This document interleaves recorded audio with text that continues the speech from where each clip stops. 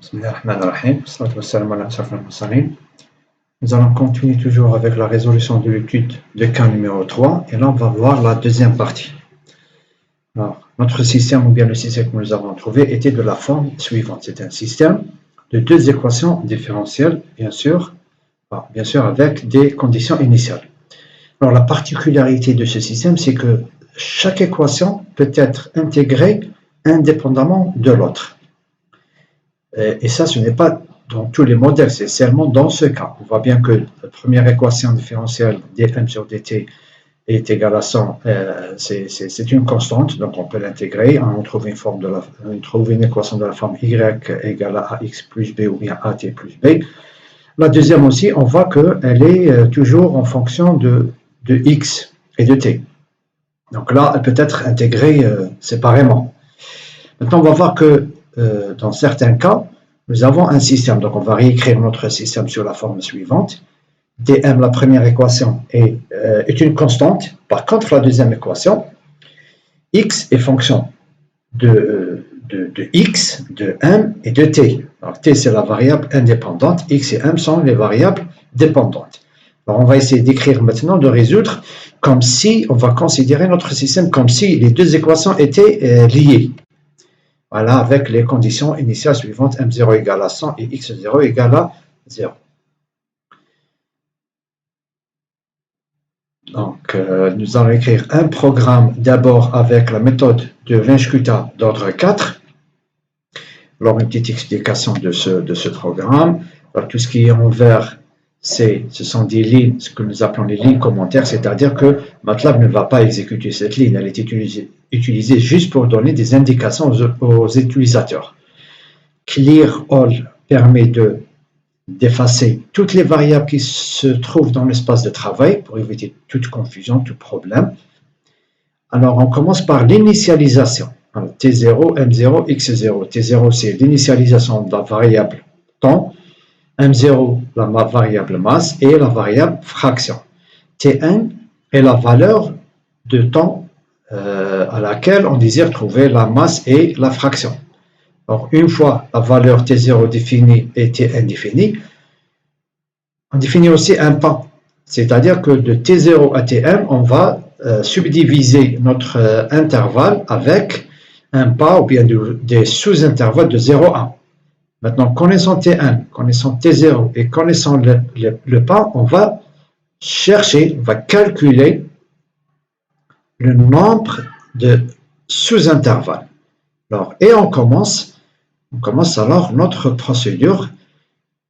Comme vous le savez, pour la méthode de Windschkuta, on cherche 4 paramètres, K1, K2, K3, K4, pour chaque fonction. Donc, on va commencer. Nous avons le K11, c'est K1 de la première fonction, et K21, c'est K1 de la deuxième fonction. Donc, une fois K1 de la première et de la deuxième fonction calculée, on passe au K2. Voilà, 2 pour la première et la deuxième. Ensuite, 3 et ainsi de suite jusqu'à la fin. Et cette procédure itérative est répétée NB itérations fois. Maintenant, si on change, par exemple, si on prend un pas de 0,1, pour aller de 0,1 à 1 avec un pas de 0,1, il va falloir combien? Il va falloir 10 itérations.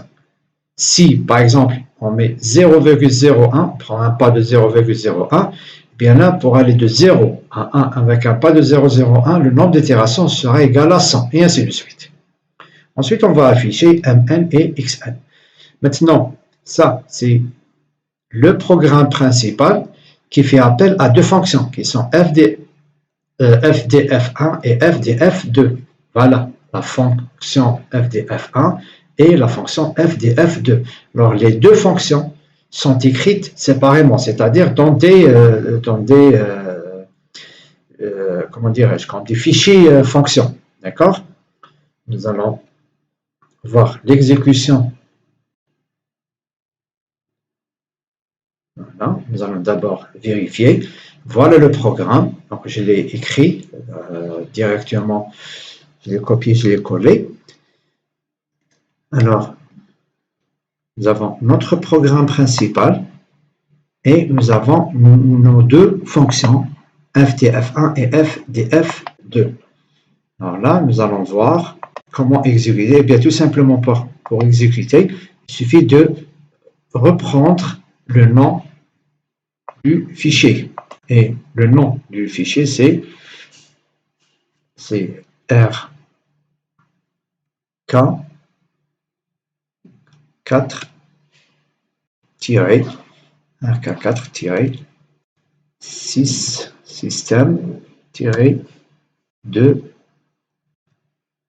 équation. D'accord?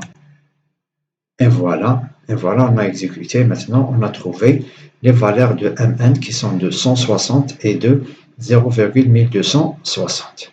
D'accord? Donc ça c'est pour la méthode de Wrench-Kutta. Alors on peut maintenant s'amuser à changer des variables. Par exemple là, je vais voir après 2 heures. Donc là, je change et au lieu de 1 heure, je vais mettre 2 heures. Là, je sauvegarde et je reprends mes calculs. Et voilà. Donc là, voilà. Donc la masse est de 220 et là, on a x qui est de 0,15 et ainsi de suite. Donc là, on peut s'amuser à changer des variables et voir qu'est-ce qui se passe. D'accord? Donc alors, on revient à notre présentation. Ça, c'était la première méthode de résolution, en utilisant la méthode de Wrench-Kutta d'ordre 4. On peut maintenant utiliser ce qu'on appelle les fonctions prédéfinies, comme c'était le cas du cas numéro 2. Et là, pour pouvoir utiliser la fonction ODE45 pour un système d'équations différentielles, il faut faire une petite transformation. Cette transformation est la suivante.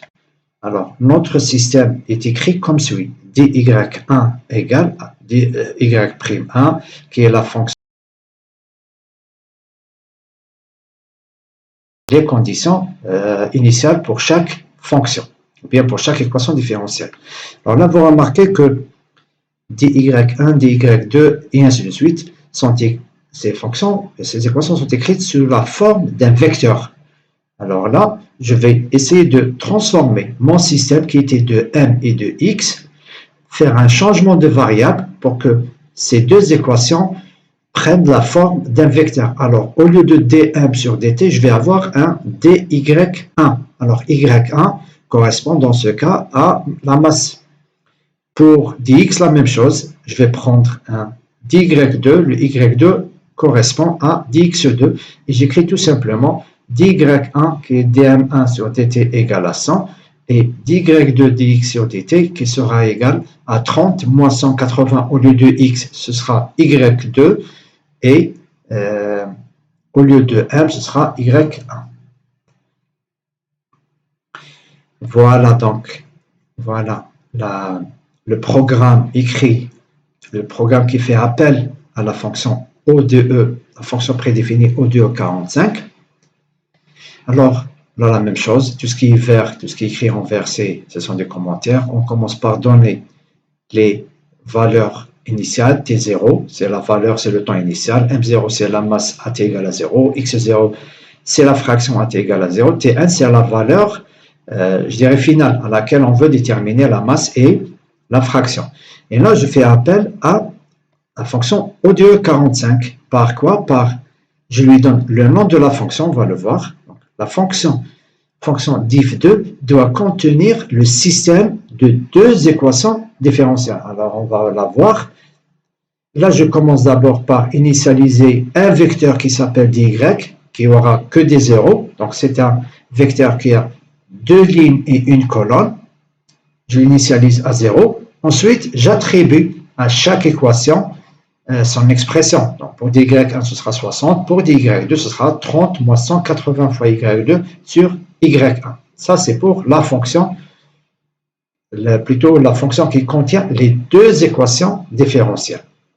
On continue, je lui donne aussi les valeurs limites de démarrage et d'arrivée, c'est T0 et T1, et je donne aussi les valeurs et conditions initiales. Maintenant, si, par exemple, j'ai trois équations différentielles, bien, tout simplement, là, je vais trouver trois équations différentielles, et là, j'aurai, voilà, trois conditions initiales. Alors, dans ce cas, nous n'allons pas nous contenter juste du calcul, on va aussi essayer de plotter, c'est-à-dire de tracer le temps, plutôt la variation de la masse en fonction du temps et la variation, comment dirais-je, la variation de la fraction massique en fonction du temps. Alors là, c'est les X labels, les Y labels sont les titres des différentes courbes. D'accord? Alors, voilà, on a terminé avec ça. On a terminé avec ça, et on a terminé avec ça, et voilà, on retrouve notre système. Voilà. Voilà. Voilà notre système avec la fonction qui lui correspond. D'accord? Alors, notre système, ou bien notre programme s'appelle RES-6, et on va essayer de voir qu'est-ce que ça donne. S 6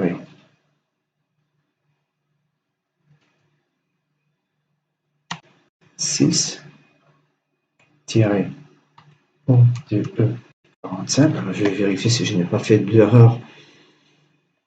Le nom, normalement c'est bon.